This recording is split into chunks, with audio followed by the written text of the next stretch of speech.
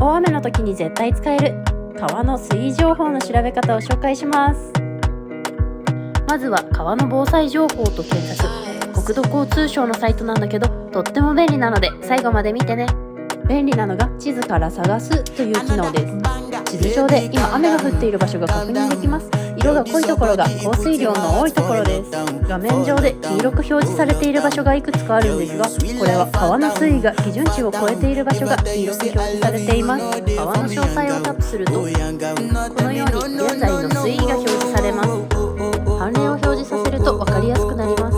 ちょっと拡大してみます。黄色が氾濫注意水位、赤が避難氾濫水位、紫が氾濫危険水位です。